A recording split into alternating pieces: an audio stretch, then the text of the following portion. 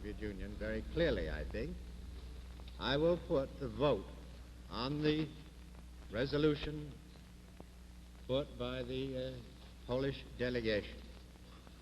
When the whole discussion of all sorts having to do with the rules of procedure is concluded, I will put it as the first vote to be taken. Following that vote, I will put any other resolution or amendment which is made in the order in which they are made. That is the ruling of the chair. If that ruling is objected to, there may be an appeal to the conference. But may I repeat the ruling? I shall not, at this time, put the resolution made by the Polish delegation, nor shall I put any other resolution or amendment made by any delegation at the time when it is made. But I shall reserve all of them until the discussion on the motion to adopt the rules is concluded, and then put them in order, and finally put the whole question of the adoption of the rules. I hope that is clear. Понятно. Первым вы поставите предложение, внесенное польской делегацией. To put to the vote the decision, the proposal made by the Polish delegation. After this vote, the Soviet delegation will have a few remarks to make, depending on the result of the vote.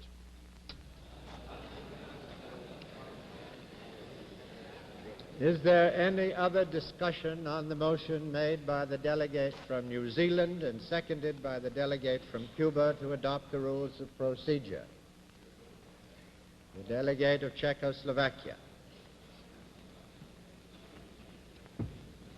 Mr. Gromyko is taking advice, apparently, from Mr. Galinsky, a member of the Soviet Ministry of Foreign Affairs. Mr. President and the conference to the fact that somehow, technically, his ruling is prejudicial, because when we start the discussion, then he has already heard about the time when the Polish proposal will be discussed. That's one point I would like to make very briefly. And then I would like to put forward three short points. I think there are already three very forceful reasons to support the Polish proposal. For one, I think it is the function of rules of procedure to go smoothly and to facilitate the work of an international gathering, and not to make it more difficult. The second reason to support the Polish proposal would be that we have already seen that there are quite many amendments which ought to be discussed and decided on by the conference, so that it would be very useful to have them prepared and discussed by a procedural committee. And the last reason is that already the outset of our proceedings here have shown how necessary it would be to have the rules of procedure discussed and agreed upon. Finally, Mr. President, I reserve the right to move amendments on behalf of my delegation too. Thank you very much.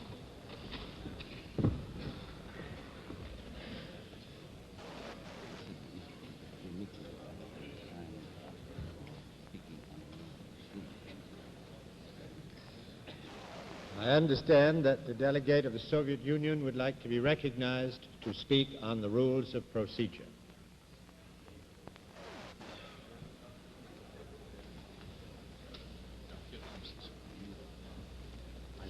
And thus, Mr. Gromyko comes up to bat again. They have delayed the conference so far 1 hour on this parliamentary tangle. That I am not in agreement with the manner of leading the debate which the President has decided to adopt, and in regard to the way in which we should vote on the various proposals, because the President does not want to vote in the beginning on the Polish proposal.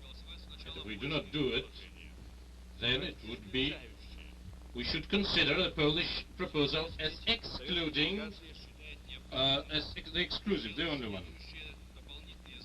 And following this, the Soviet delegation wants to make the following additional remarks regarding the rules of procedure presented by the United Kingdom and the United States. In this project, it is considered that the number of intervention by each delegation will be limited, and that the time, the entire discussion will be likewise limited. The delegation of the Soviet Union is entirely in agreement with the remarks made by the delegation of Czechoslovakia, saying that one of the weaknesses of this project of procedure is the inclusion in it the lack of any committees for the various particular problems of the peace treaty. It should be entirely clear that the lack of all the various questions, such military as economic, should be considered first by competent committees, which, as it was the case in all preceding peace conferences. In connection with this, the delegation of the Soviet Union considers it necessary to state that the said rules are unsatisfactory. They are unsatisfactory, first of all, because they are not in conformity with the importance, the complexity of the question discussed by the conference. It is well known that the conference is to consider and to resolve a number of complex political, territorial, military, and economic problems pertaining to the peace treaty with Japan. The task of the conference is to find such a solution to these problems which to a greatest possible extent would satisfy all interested states and would guarantee the establishment of a durable peace in the Far East. The proposed draft of the rules of procedure is in contradiction with this principal task of the conference. The draft of the rules of procedure provides that each delegation has the right to speak only once, and that for a limited time. Thus, the possibility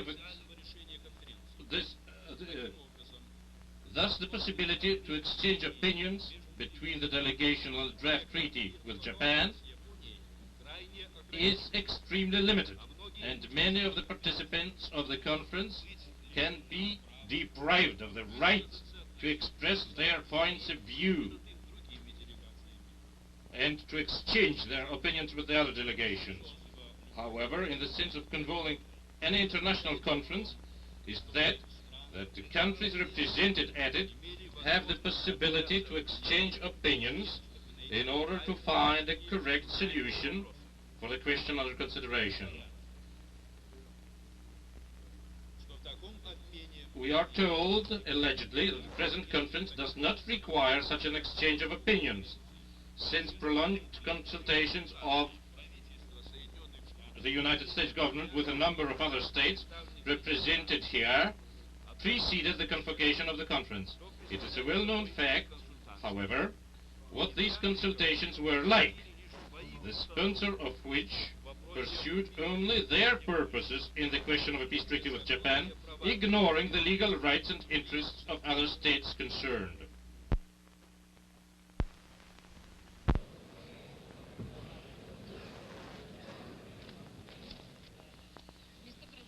I will quite briefly use the right I reserved a few minutes before and propose a short amendment. I said before a few minutes that I think the function of rules of procedure certainly is to enable an organ to work smoothly and thus to try to comply correctly with its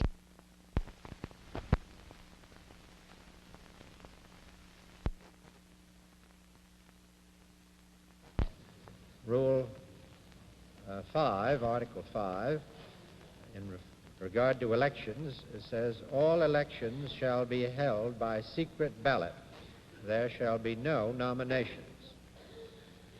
The delegate of the USSR.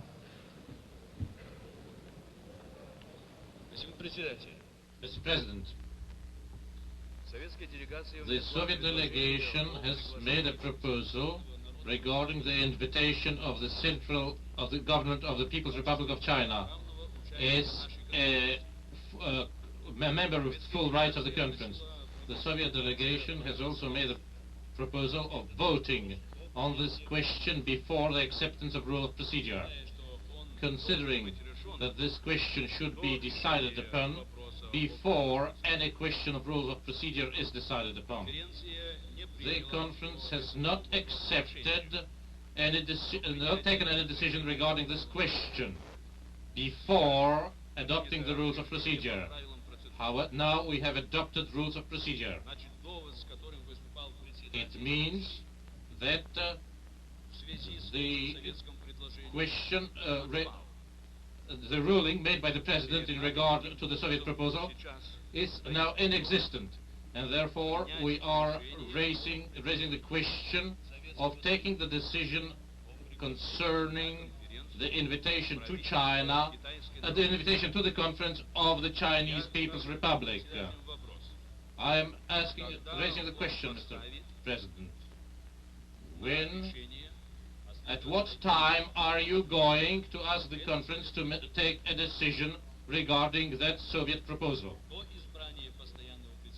Before the election of a permanent president or after the election of a permanent president?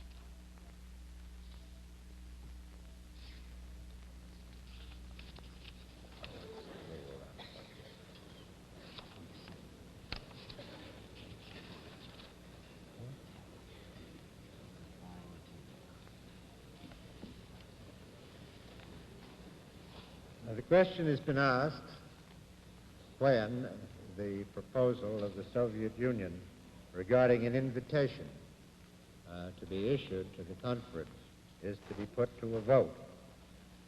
That question may be dealt with in the following way.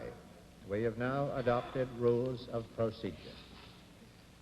The rules of procedure in Article 7 say representation at the conference shall be confined to the plenipotentiary delegations accredited respectively by the governments of Allied powers invited by the government of the United States of America to participate in the conference.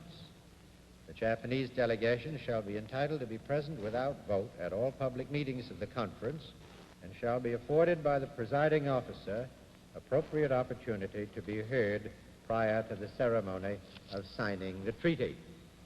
That is the rule in regard to participants. Therefore, if a proposal is made to invite any other nation to this conference, I shall rule that that proposal violates the rules of procedure and is out of order. If the proponent of that proposal then wishes to challenge the ruling of the chair, he may get a vote of the conference upon his proposal in that form. Therefore, if I understand that the delegate of the Soviet Union now proposes that this conference invite the delegates of the Chinese Communist government, the chair rules that that proposal is out of order. He takes it that the delegate of the Soviet Union will appeal from that decision, and he will be prepared immediately to put that appeal to the conference. It is quite certain that the Soviet Union opposes entirely the ruling made here by the President. The rules of procedure do not prevent the acceptance, the taking of any decision regarding any participation in the conference. The Soviet delegation has put this question to the conference in the very beginning, and it has taken a right point of view, because the very question of membership in the conference should be decided before anything else can be reached, and in particular before rules of procedure can be adopted. Unfortunately, the majority of the conference has supported the ruling of the President, and in accordance, this question was postponed. The decision on this question was postponed. The Soviet delegation appeals, challenges this ruling of the President, and it bases its challenge on the fact that it desires to see this conference to take a decision regarding an invitation in the character with full membership of a representative of the Chinese National People's Republic. The decision on this question cannot be taken by the President, but only by the conference.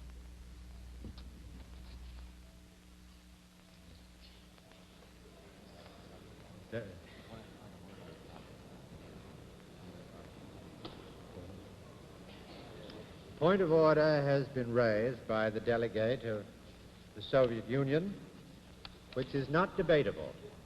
The order is not debatable, and you will kindly wait until this vote has been taken.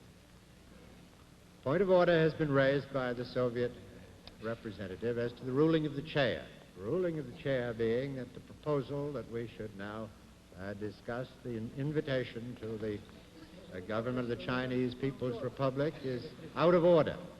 All those in support of the ruling of the chair will indicate by raising a hand. Я протестую против лишения меня слова. Я просил point of order именно по этому вопросу. Это является исчадием проявлением вашей диктатуры на этой конференции.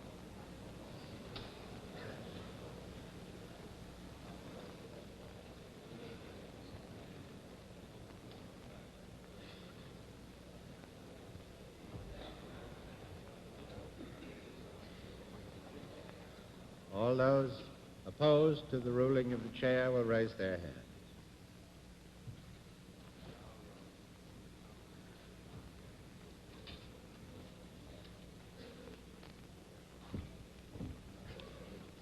Ruling of the chair has been sustained by a ruling of 46 to 3, the delegate of the Soviet Union.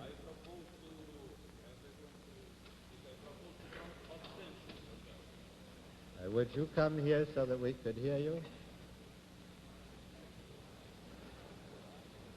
I believe the delegate of the Soviet Union made a statement which I was not able to hear. If he will come to this...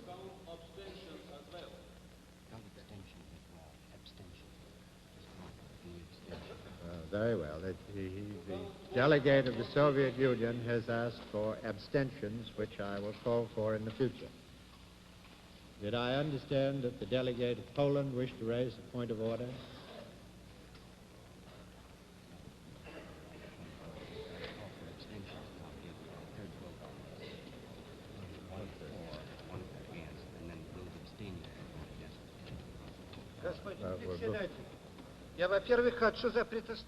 I wish to protest energetically against the fact, because I have been deprived of the right of saying what I wanted to say. There can be no...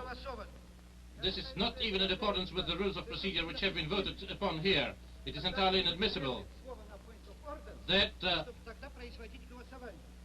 a vote should be taken when a delegate is asking for the floor. This means that the delegations have been deprived of the most elementary rights of any delegation at an international meeting.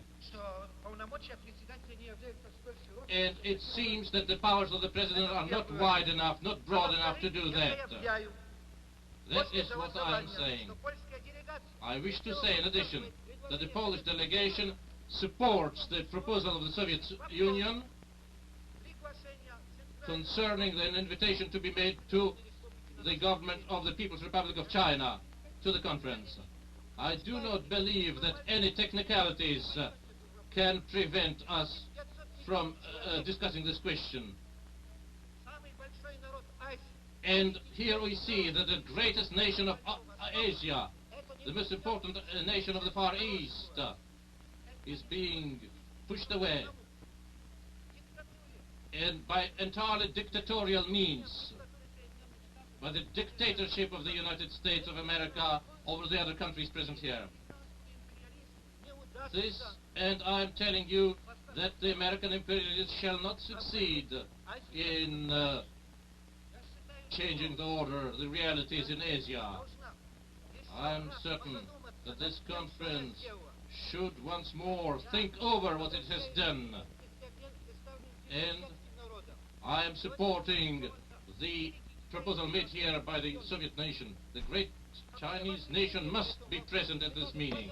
What is your opinion on this question? The gentleman is out of order. We are still trying to finish the vote upon the matter of sustaining the chair. The vote was 46 in favor, 3 against, and the delegate of the Soviet Union asked for those who abstain.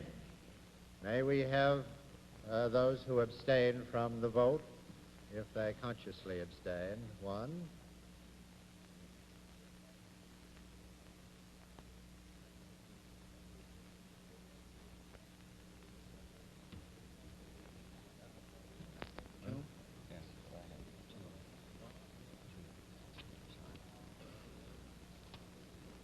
vote, therefore, is 46 in favor of sustaining the action of the chair, 3 opposed, and 2 abstentions. A point has been raised that the action of the chairman was not in accordance with the rules or otherwise illegal. The action of the chair is entirely in accordance, as the chair understands it, with Rule 20, which says that a point of order having been raised shall immediately be put to a vote without debate. And that is what the chairman was doing. The business before the conference is the election of officers. I have referred to that part of the rules of procedure which defines the duties of the permanent president, and that rule which says that all elections shall be taken by secret ballot and that there shall be no nominations. The ballots will be distributed. The delegates will come as their names are called to deposit them in a ballot box, and I shall ask that the delegates of Norway and Ceylon would act as tellers in the counting of the votes. Will you proceed with the voting, Mr. Secretary?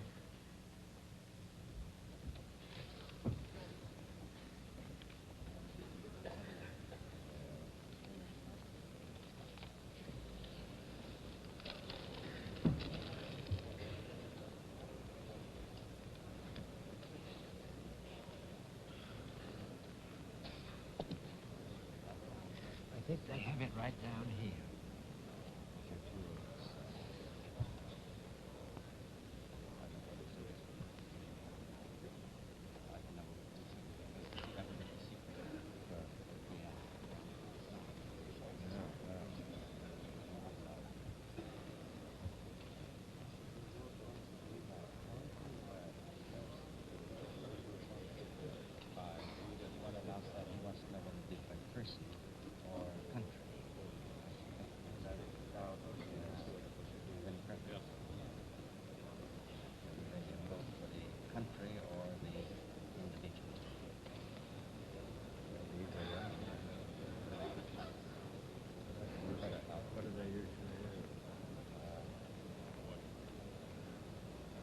I should say the person.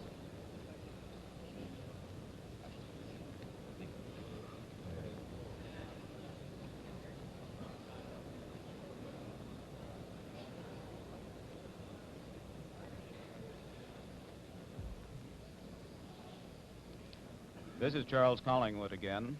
While they're preparing to take the secret ballot for the presidency, the permanent chairmanship of the conference, let's recapitulate just a little bit what's been going on before our coast-to-coast television cameras in the last couple of hours. What it amounts to is that the Russian delegation has lost its first big challenge to the conference. That challenge was to the rules. It had been expected that it was on this question of the rules that the Russians would make their strongest and firmest challenge to the leadership of the conference, which is represented by those of the 52 nations who have agreed to the draft Japanese treaty. But the challenge, I think I am safe in saying, was a good deal less firm and powerful than had been expected. While Andrei Gromyko of Russia and Stefan Wierbłowski, who is the Polish delegate, marched in almost a continual procession up and down to the platform, they did not speak at interminable length. At this moment, Secretary Atchison is ruling on a matter before the House. This occasion is for the permanent president only. Also, it is preferable, if possible, that delegates will vote for an individual delegate. If they put down the name of a country, it will be regarded that they are voting for the chairman of the delegation of that country to be permanent president.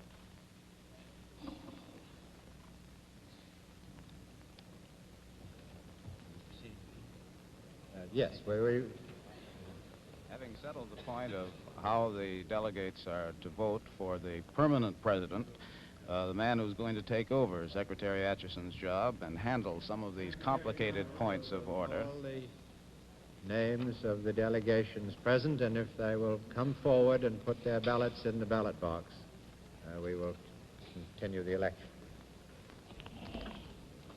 Argentina,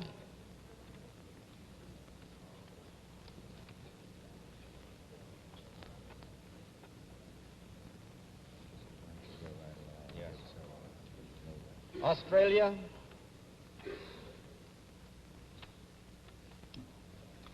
Belgium,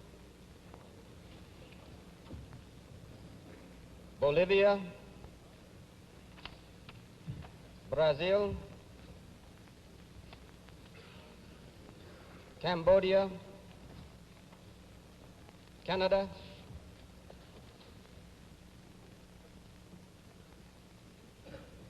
Ceylon,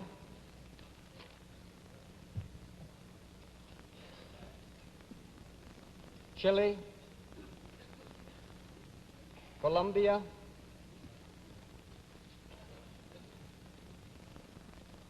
Costa Rica,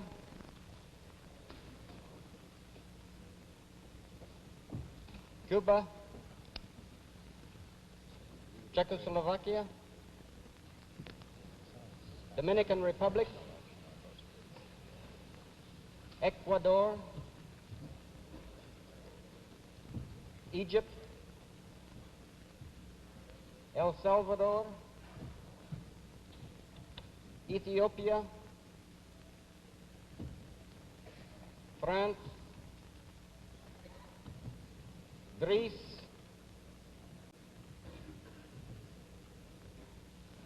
Guatemala,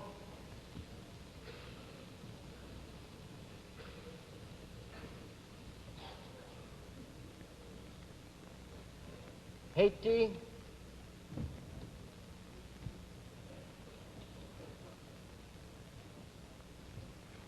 Honduras, Indonesia, Iran,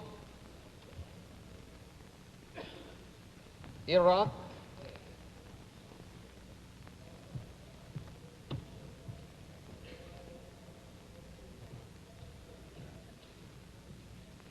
Laos,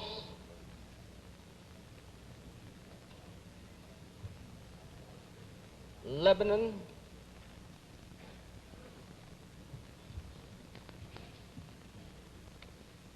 Liberia,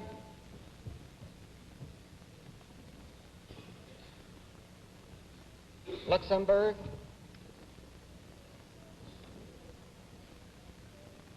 Mexico,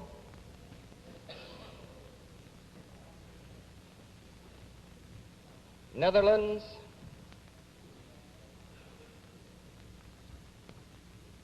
New Zealand,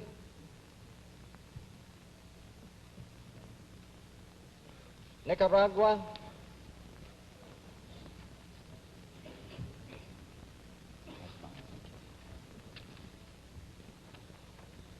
Norway,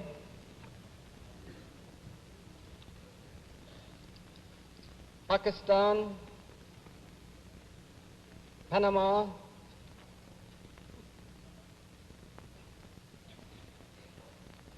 Paraguay, Peru,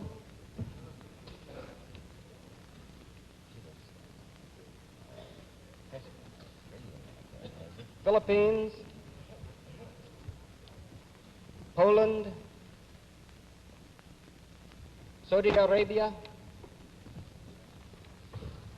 Syria, Turkey, Union of South Africa,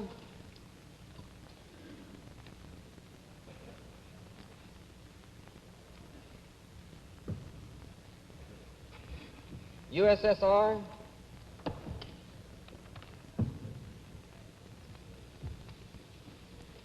United Kingdom,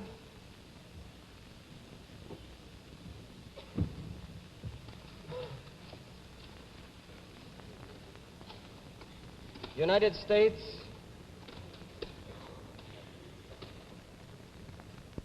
Uruguay,